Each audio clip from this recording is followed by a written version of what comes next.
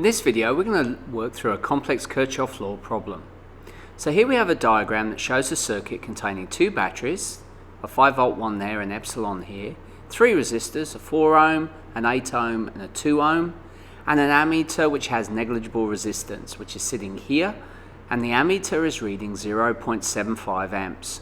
We're going to calculate the current I1, the current I2, and work out what the EMF voltage is across the second battery set.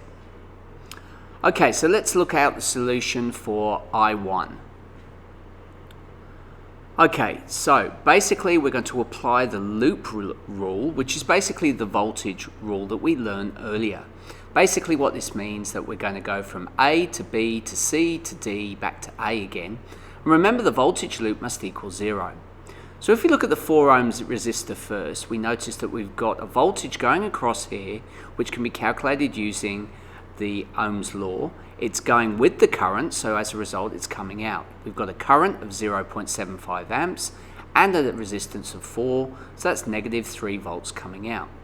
If we follow the 2 ohm resistor, again it's coming out, following the current, so we get a negative voltage. We know that we've got I1 because we don't know the current in this case, and we've got 2 ohms. So that basically gives us negative 2I1. If we look at the 5-volt battery, we know that it's running in the opposite direction, so it's like going uphill, so we are adding in 5 volts of energy. Thus, combining these together, we get negative 3 volts minus I1 times 2 plus 5 volts, all equals 0. Remembering a voltage loop always must come up with 0. So rearranging this, we get I1 equals 1 amp. So let's look at solution B. In this case, we're going to work out the current for I2.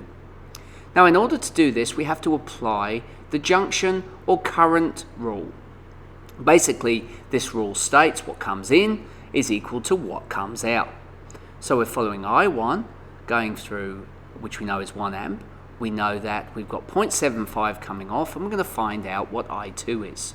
So I1 equals I2 plus 0.75.